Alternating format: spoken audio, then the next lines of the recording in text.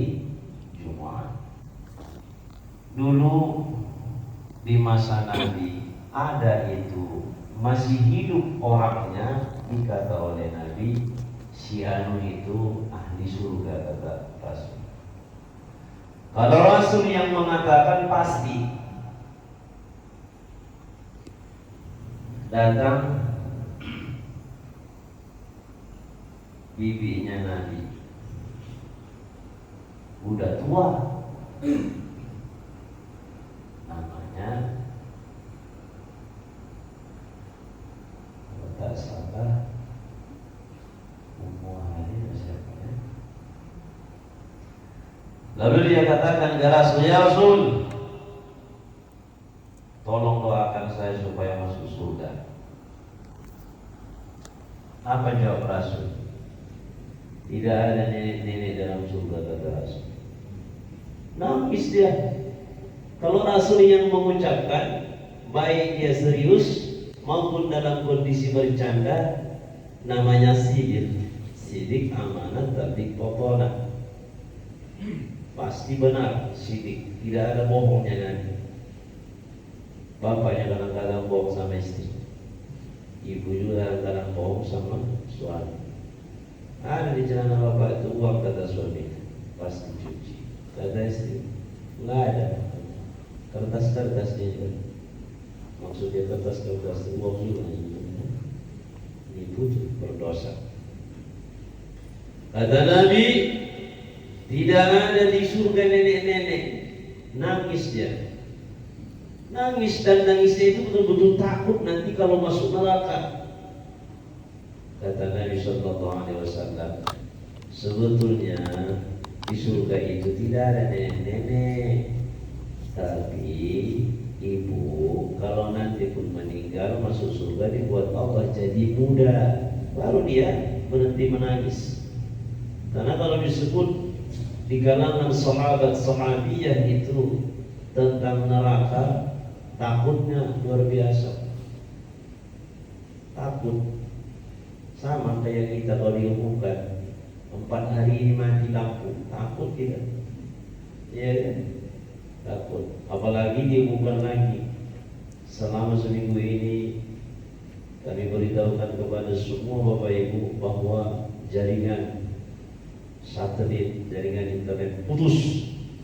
Ajab kita sekarang manusia yang hidup di generasi zaman modern. Kalau mati lampu, mati internet, kembali ke zaman batu. Satu hari bagus itu, supaya sadar manusia ini silaturahim itu penting. Mati lampu, gelap dunia, nggak ada lagi internet.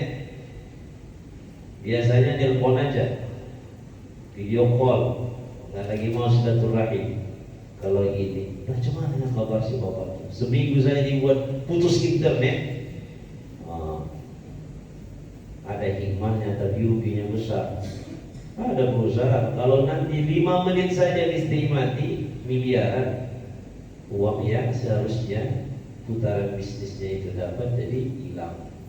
Jadi kita tidak sadar sudah menggantungkan hidup ini kepada makhluk. Jadi disebut Nabi gak ada nanti di surga nenek. Nanti kalau pun meninggal dimudahkan oleh Allah.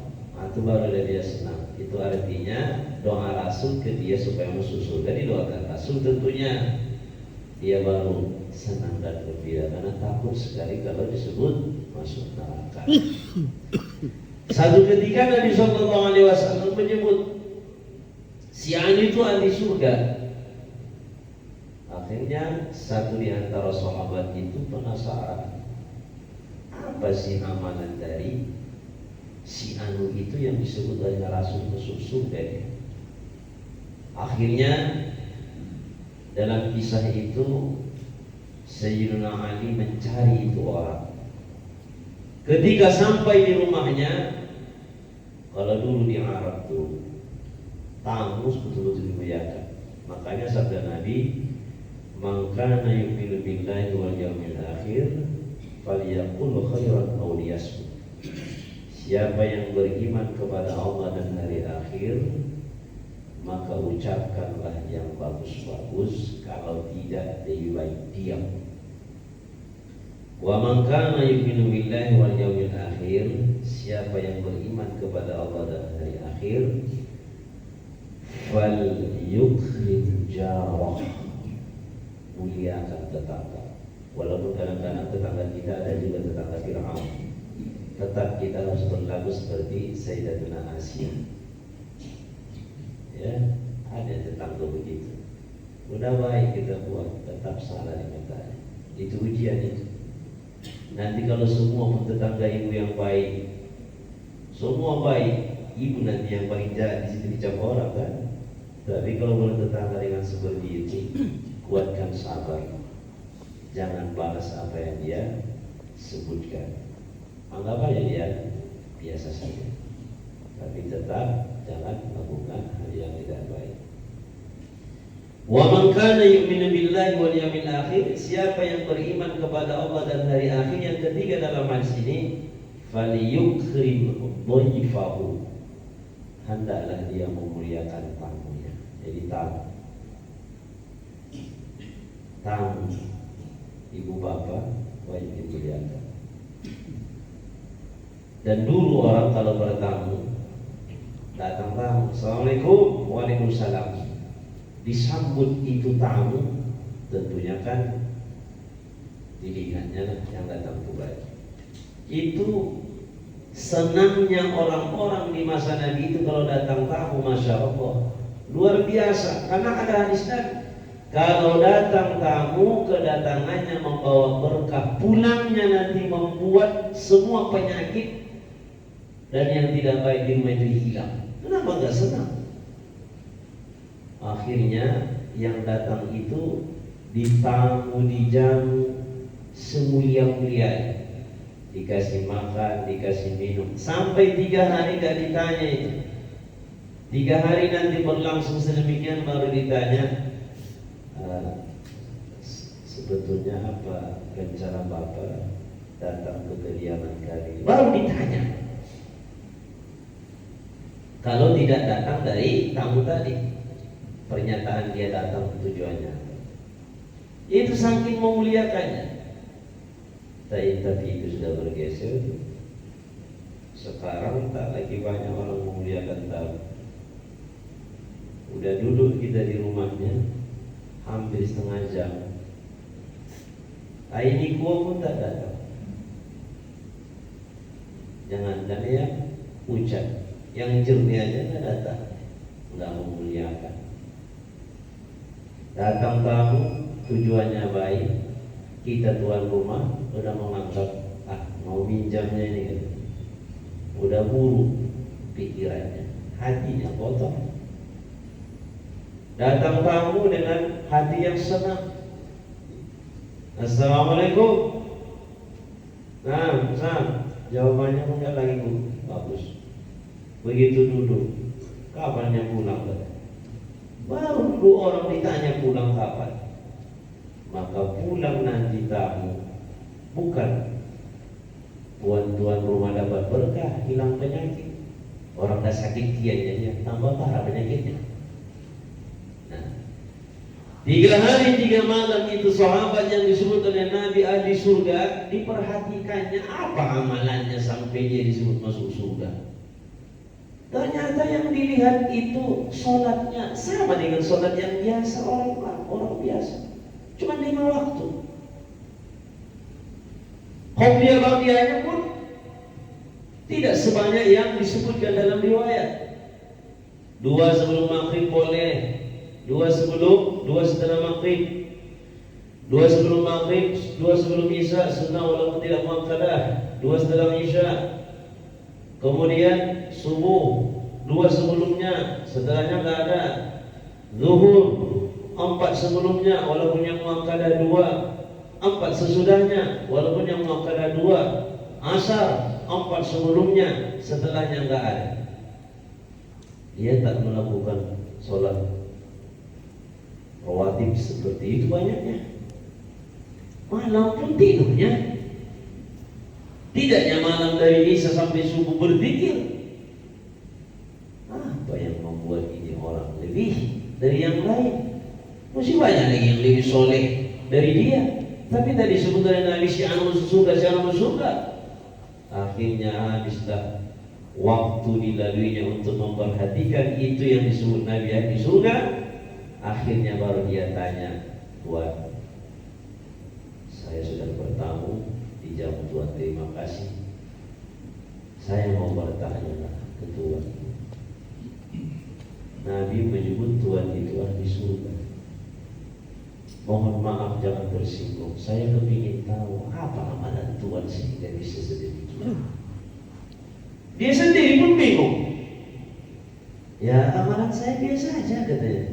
Ini kan biasa-biasa aja. Pasti ada yang luar biasa yang Bapak lakukan selama ini. Tolong kasih tahu saya. Dia sebentar. Barulah dia bilang begitu. Saya pun tidak tahu lah apa mungkin itu yang membuat saya disebut oleh Nabi demikian.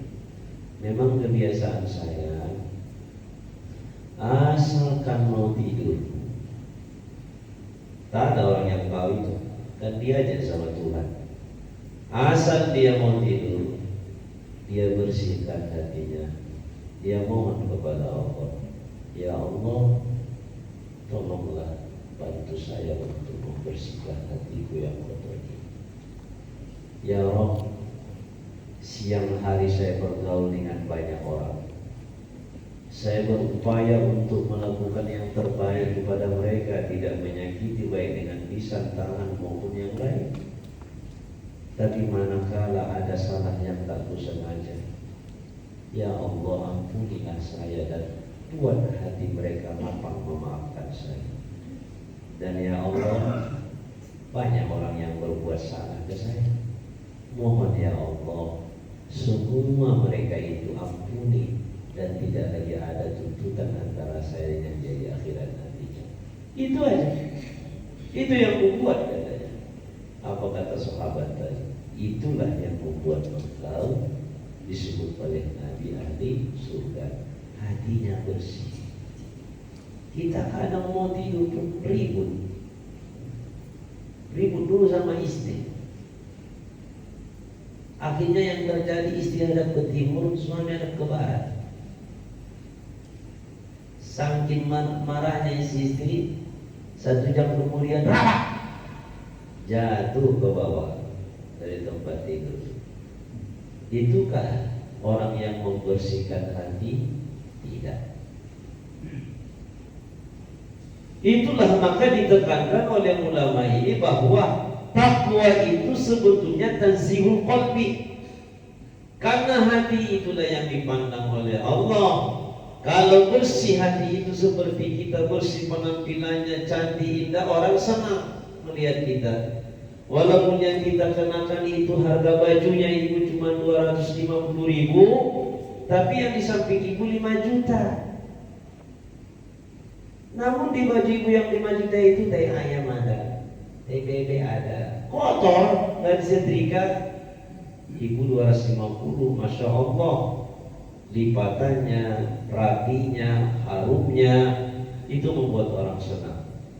Apatah lagi kita punya hati yang selalu dipandang oleh Allah. Kalau kita bersihkan dari penyakit-penyakit yang melahirkan dosa, maka Allah memandang kita itu atqakum, yang paling baguslah ketakwaannya. Kalau Allah memandang kita dengan pandangan yang sedemikian, pandangan kasih, pandangan cinta, maka sekalipun orang tidak suka dengan kita, Allah akan tetap membuat kita mulia di dunia, mulia di akhirat. Hakadha qala Syekhuna rahimahullah, kata Imam Al-Ghazali. Begitulah disebutkan oleh ulama kita, guru kita. Wadhalika, yang sedemikian itu, anna asla lafdhati taqwa fil lughati wal waqwa bil wawi wa huwa masdarul wiqayah. Waqayati wiqayatan wa qawa fa'ubdilat anil wawi ta'ud kama huwa fil lani wat tuqlani wa nahwihima faqila taqwa. Itu bahasa Arabnya saja. Nah, jadi kata Imam Al-Ghazali tambahannya wa yuqulu lidzalika, maka dikatakanlah karena sedemikian tadi, lidzalika tanzihi wal azmi wat tawdini taqwa. Orang yang membersihkan, orang yang menenangkan, orang yang membuat keyakinan kuat dalam hatinya kepada Allah, disebutlah itu takwa. Nah, sekarang apa yang disebut dari Imam Al-Ghazali dari pernyataan Syekh tadi, Abu Bakar Al-Warraq, wattaqwa fil Qur'ani tutlaku ala thalathati asya'a. Kalau kita lihat di Quran itu banyak sekali perintah takwa. Ya ayyuhalladzina amanu taqullaha haqqa tuqatih wa la tamutunna illa wa antum muslimun. Ya ayyuhalladzina amanu taqullaha wa qulu qawlan sadida yuslih lakum a'malakum wa yaghfir lakum dhunubakum wa may yuti'illah wa rasulahu faqad faza fawzan 'azima. Ya ayyuhalladzina amanu taqullaha wa tanzur nafsun ma qaddamat lighadin. Ya ayyuhan nasu taqu rabbakum wakhshaw yawman la yajzi walidun an waladihi wa la mawludun wa jazin an walidihi syai'a. Banyak sekali perintah Allah takwa. La'allakum tattaqun dalam bentuk fi'il mudhari banyak. Kata Imam Al-Ghazali, sebegitu di dalam Al-Quran banyaknya kata takwa, maka kalau diambil poin-poin penting dari takwa itu, setidaknya ada 3 kata beliau. 3. Ahaduha, yang pertama, bimakna al-khasyati wal haibati.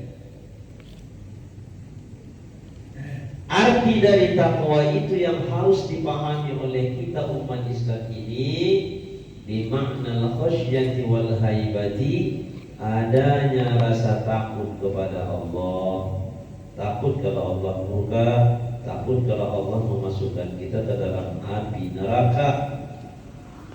Jadi rasa takut kepada Allah itu besar. Wal haibati, dan rasa takut itu melahirkan kekaguman tentunya. Jadi takutnya itu bukan dijauhi, takut ke Allah didekati. Kalau ibu sayang ke suami, tentu ada rasa takutnya. Takutnya bukan menjauhi, takutnya itu membuat si ibu kepada suaminya segan, takut kalau suaminya marah, takut kalau suaminya tersinggung, takut kalau nanti suaminya kawin lagi. Bagaimana caranya? Dia buatlah rasa takut itu dengan berbakti ke suami sepenuh hati.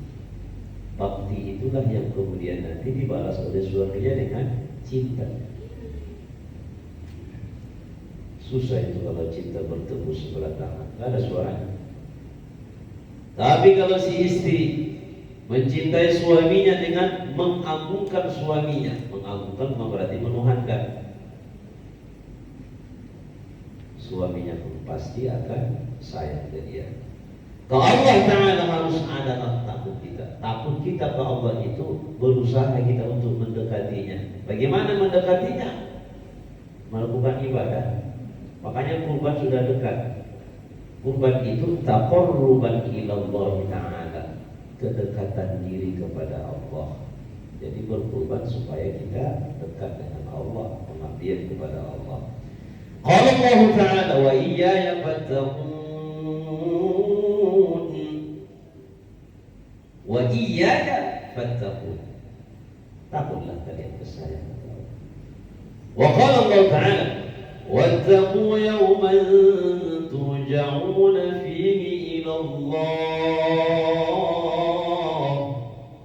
takutlah kalian nanti di hari kalian akan kembali kepada Allah. Artinya apa? Nanti dia sekarang pejabat hebat, kuat, terhormat, nanti akan disidang di hadapan Allah. Tidak ada lagi yang tersembunyi. Dari mana engkau dapat itu harta? Bagaimana engkau duduk di kursi jabatanmu itu, caranya seperti apa? Jadi nanti akan dibuka. Tidak ada lagi yang tersembunyi. Sekarang ini yang bisa disembunyikan.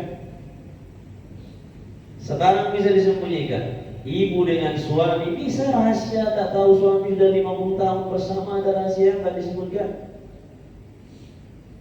Kalau ternyata sebelum nikah dengan suaminya dia dulu dekat dengan namanya Wa'odon, tak tahu suaminya, bisa disembunyikan.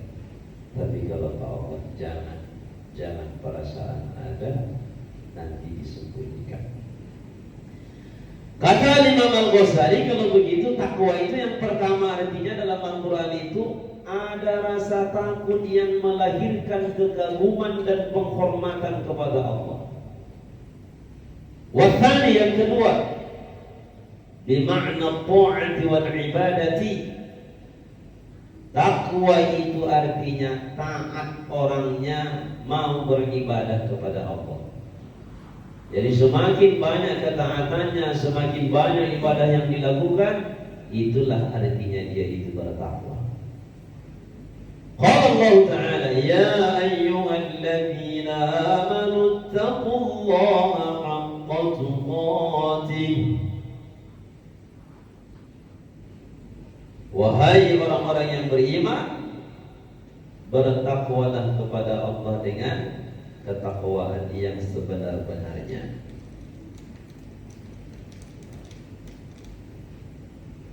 Ada di kalangan ulama perbedaan pendapat apakah ini haqqu tuqati ini ayatnya dimansukh atau tidak. Sehingga haqqu tuqati itu kan tak ada lagi yang tertinggal. Semua ketakwaan mesti itu dinasakh, kata sebagian ulama, dengan firman Allah surah At-Taghabun, fattaqullaha mastata'tum, bertakwalah kepada Allah semampunya. Ya kalau nggak mampu jangan. Berapa yang ibu sanggup sholat sunnah malam? 20 sanggup. Enggak, ibu harus bisa 300 kan? Dipaksanya ibu 300. Dibuat ibu itu mau 300, besok mati. Jangan. Fattaqullaha mastata'tum wasma'u wa ati'u wa anfiqu khairan li anfusikum wa man yuqa shuhha nafsihi fa ulaika hum muflihun. Semampunya aja. Ibu datang ke sini ketaatan, ya. Bapak datang ke sini ketaatan, ya. Salat ketaatan, iya. Makin banyak ketaatan yang dilakukan, itulah tandanya orang itu ketakwaannya makin bagus.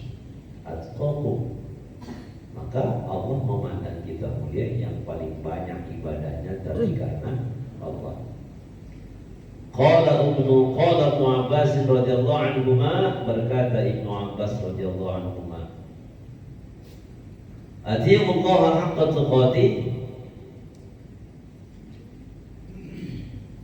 patuhilah Allah sebenar-benar haqqa ta'atih. Itu kata Ibnu Abbas. Haqqa tuqatih itu kata Ibnu Abbas sebagai sahabat yang paling ahli dalam tafsir, karena dia dapat doa dari Nabi Allah faqihu fi din wa alim tawil, atiqullaha haqqa ta'atih, patuhi Allah dengan ketaatan yang terbaik dari taat. Wa qala Mujahid, berkata Imam Mujahid, huwa ayyu ta'a fala yuhsa. Haqqa tuqatih itu maksudnya hamba yang beriman itu patuh kepada Allah dan menjauhi kemaksiatan. Wa ayyudkara fala yuksa, Allah itu diingat, jangan dilupakan, kata Mujahid sambungannya. Jadi haqqa tuqatih itu kata Imam Mujahid, satu, Allah taati, jangan lakukan maksiat kepada Allah. Wa ayyudkara fala yuksa, Allah itu diingat, jangan lupakan menyebut Allah. Wa ayyuskara fala yukfara, Allah itu disyukuri, bersyukur kepada Allah, jangan kufur. Jadi kata Imam Mujahid, haqqul tuqati itu 3. 1, taat, jangan maksiat. Yang kedua, ingat Allah, jangan kosong lisan hati dari Allah. Yang ketiga, bersyukur, jangan kufur. Itu orang yang haqqul tuqatihi, kata Imam Mujahid. Yang terakhir kata Al-Imam Al-Ghazali, arti dari takwa itu bimakna tanzihil qalbi 'anil dhunub. Takwa itu artinya membersihkan hati dari segala dosa. Dosa karena ria, jangan. Ada yang nanya ke saya, Ustaz, macam mananya pandangan Ustaz? Ada yang berkurban tadi itu disembah Allah. Hamba Allah. Siapa namanya? Bukan itu, tapi itu disembah Allah. Saya bilang, jangan buat apa. Tulis saya nama sendiri. Tapi takut dia ria Ustaz, supaya ikhlas kan. Ada satu keluarga berkurbanlah di masjid, dicatat 7 orang nama satu lembu, dibuat di situ satu nama 7 orang hamba Allah. Kan orang penasaran, siapanya hamba Allah ini? Siapa orangnya? Dia di situnya dia. Umpama lah di masjid Baitul Suara, umpama, tapi nggak ada di sini yang begitu ya. Umpama di situ hamba Allah. Kenapa dibuat hamba Allah, Pak? Kata yang catat, takut saya lihat. Buat aja hamba Allah. Jangan kasih tahu sama orang ya, saya itu hamba Allah. Kata dia. Kata panitia ini pun, orang juga ya. Nenek jajan 100.000 katanya, dikasih jajan 100.000. Oh iya Pak, kata panitia tadi. Oke. Hamba Allah, lembu yang ke-7. Heboh orang. Dari 1, 2, 3, 4, 5, 6 8 sampai 15 lembu. Tadi lembu ke berapa? Ke-7 ya. Hamba Allah. Hebohlah orang. Siapa hamba Allah? Siapa hamba Allah? Siapa hamba Allah? Hanta siapa? Dia pun di sini padahal. Hanta katanya. Dalam hati dia ada senang. Penasaran juga ya orang lain katanya kan. Tadi tujuannya juga jangan ria. 3 hari orang penasaran. Sampai ada yang buat masuk status WhatsApp, Facebook. Masya Allah, ini orang yang berkurban takut betul dia dengan ria, sehingga dia menyebut nama Allah. Inilah yang sangat ikhlas tuh. Kata dia, dibaca si bapaknya. Waduh, mantap juga begitu. 3 hari begitu heboh orang. Hari yang keempat diam, nggak ada lagi. Dan semua kan panas-panasnya ada yang masanya itu. Apapun yang terjadi heboh sebentarnya itu. Jadi di masjid ini pun, di masjid mana pun, kalau membuat kebaikan, dibuat satu kebaikan heboh, biarin aja 5 orang heboh. Lama-lama nanti sadar juga jadi yang dibuat itu baik. Biarin aja. 4 hari, hari yang keempat gak ada lagi. Akhirnya dari dia sendiri yang muncul. Kalian tahu ya siapa yang hamba Allah? Udah 3 hari kalian mencari-cari itu, nggak dapat lagi. Orang yang tulus ikhlas itu ahli surganya itu kata yang sayanya itu kata sayanya itu kata. Di situ kan nggak ikhlasnya lagi dia, nggak ikhlas lagi. Siapa yang meninggalkan kebaikan karena takut ria, itulah dia. Siapa yang melakukan sesuatu supaya dipuji oleh orang ria, maka dia syirik. Ya. Kalau begitu saya bilang, tulis saja namanya. Kalau ternyata yang punya nama itu Johnny Bintono, ada di sini namanya? Ada? Enggak kan? Johnny Bintono. Kalau dia kaya, orang tidak lagi menuduh dia pelit. Kalau dia tidak kaya raya tapi sanggup berkorban satu ekor lembu, si kaya-kaya yang gak berkorban itu terpukul. Dia gak kaya sebetulnya, kenapa bisa, kenapa tidak? Kan hilang fitnah, memotivasi orang lagi. Daripada hamba Allah tujuannya ikhlas, ujungnya ria dia. Buat aja. Si Anu kalau mau dibuat binnya. Si Anu sekeluarga 7 orang. Apa masalah di situ? Jadi kata Imam Al-Ghazali, riya, hasad, sum'ah, ujub, takabur, takwa itu dimakna tanzihil qalbi 'anil dhunub, bersihkan itu semua dari hati. Fahadhihi hiya al-haqiqatu fi taqwa dun al-awwalain. Yang terakhir inilah sebetulnya yang paling dalam arti tentang takwa itu. Artinya apa? Selamatkan hati dari dosa. Kalau itu diselamatkan, selamatkan hati dari dosa. Kalau ini lulus arti takwa yang ketiga ini, hati ininya kuncinya. Wa ala wa inna fil jasadi mudghah idza salaha salaha al-jasadu kullu wa idza fasada fasada al-jasadu kullu ala wa hiya al-qalb. Di dalam tubuh ada segumpal daging. Apabila segumpal itu bagus, semua anggota tubuh bagus. Kalau dia jahat, buruk, semua akan buruk. Dialah hati. Berarti hati ini dibersihkan dari dosa. Kalau dia beres, akan rajin beribadah, akan takut kepada Allah. Maka arti yang ketiga ini mengcover arti takwa yang pertama dan yang kedua. Karena kalau hati seseorang itu bersih, hati seseorang itu selamat dari dosa-dosa yang tadi, otomatis hatinya akan takut Allah. Dia hanya takut ke Allah. Otomatis yang disuruh oleh Allah, sholat, puasa, zakat, semuanya akan dia kerjakan karena takut dia maksiat. Ala tara anna Allah Ta'ala yaqul, adakah engkau tidak sadar, kau tidak tahu bahwa Allah berfirman, kata Imam Al-Ghazali, wa man yuti'illaha wa rasulahu, siapa yang taat kepada Allah dan Rasul, arti takwa yang kedua. Wa yakhshallaha, takut dia kepada Allah, arti yang pertama. Wa yattaqihi,